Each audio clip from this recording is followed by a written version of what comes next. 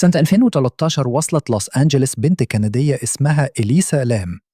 كانت عندها 21 سنة، طالبة جامعة، وقررت تسافر لوحدها علشان تكتشف وتعيش مغامرة جديدة.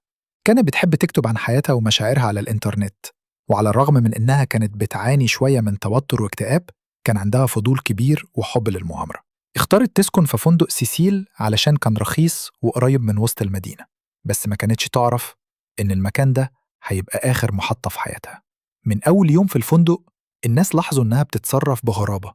كانت بتتنقل من أوضة للتانية بسرعة وكأنها خايفة أو بتجري من حاجة.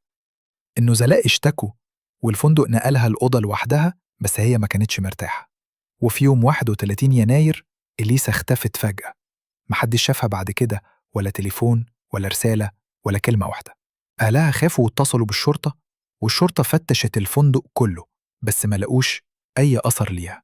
بعد كام يوم طلع فيديو من كاميرا المصعد اللي بين إليسا وهي بتتصرف بشكل غريب جدا. كانت بتضغط على أزرار المصعد كلها، بتطلع وتنزل إيديها وكأنها بتتكلم مع حد مش موجود. وبعدين خرجت من المصعد واختفت. الناس اتخضت وشافوا الفيديو ملايين مرة، وكل واحد قال رأيه.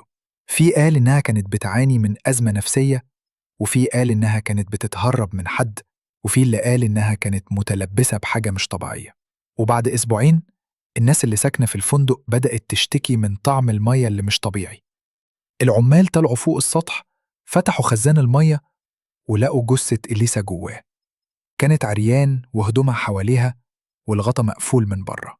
الأسئلة اللي محتاجة إجابة كتير: إزاي إليسا وصلت للسطح؟ إزاي فتحت الخزان؟ وكيف اتقفل عليها من بره؟ والباب اللي بيوصل للسطح ده كان مقفول وما فيهوش أي كسر، وبيحتاج مفتاح مخصوص. التقارير الرسمية قالت مفيش شبهة جنائية، والوفاة على الأغلب حادث غرق. بس الناس ما صدقتش الكلام ده. الناس شايفة إن في حاجة غريبة حصلت، وإن إليسا مش كانت الضحية الوحيدة. لحد النهاردة القصة دي ما اتفسرتش، وفندق سيسيل مازال ليه سمعة مش كويسة.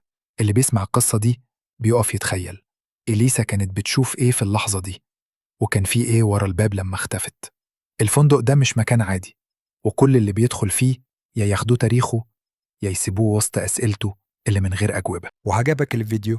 ما تنساش تدعمنا بلايك وتشترك في القناة وتفعل الجرس علشان يوصلك كل جديد.